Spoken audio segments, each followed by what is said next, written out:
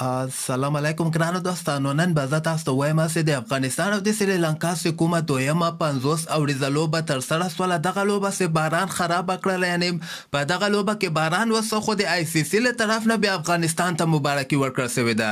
ویډیو تر اخره پورې وګورئ، په هر څه به تاسو پوه شئ. زه به تاسو ته وایم چې نن د افغانستان او د سریلانکا دویمه 50 اوریزه لوبه ترسره سوله. دغه لوبه کې خو افغانستان ښه صحیح خپل پوره 48 اوړه ولوبول چې په 48 اوړه لوبولو کې افغانستان 229 رنزه ټارګټ سریلانکا ته ورکړی و. د افغانستان لپاره رحمان الله ګوربز 8 رنزه کړي دي. رحمت شام ښه بیټنګ ترسره کړ. محمد نبی ملاندې کې 2 خو کې 1 رنزه وکړل. بقایا د نورو لوبغاړو دومره خاص بیټنګ یې ترسره نه کړ، خو په دغه وکټه د افغانستان لپاره په کار چې 280 رنزه کم از کم په دغه وکټه باندې کړي ول، خو د سریلانکا بالرانو افغانستان را ایسار کړل.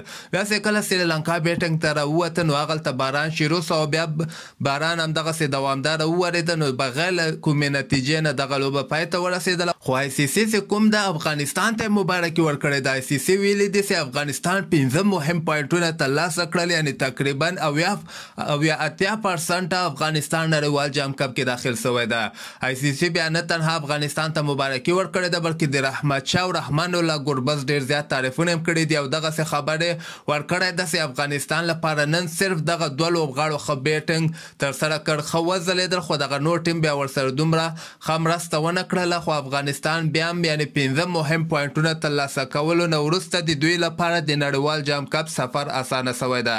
نو که خیر افغانستان به ورلډ کپ کې ډایرکټ کوالیفای کوي، کوم به چې افغانستان لپاره دغه 13 تاریخ باندې چې کومه دریمه 50 اوریزه لوبه ترسره کیږي، هغه که افغانستان وګټي نو 100% به موږ نړیوال جام کپ کې که خیر کنفرم سیو. تاسو خپل نظر لاندې ما سره په کمنټ کې شریکولی شئ.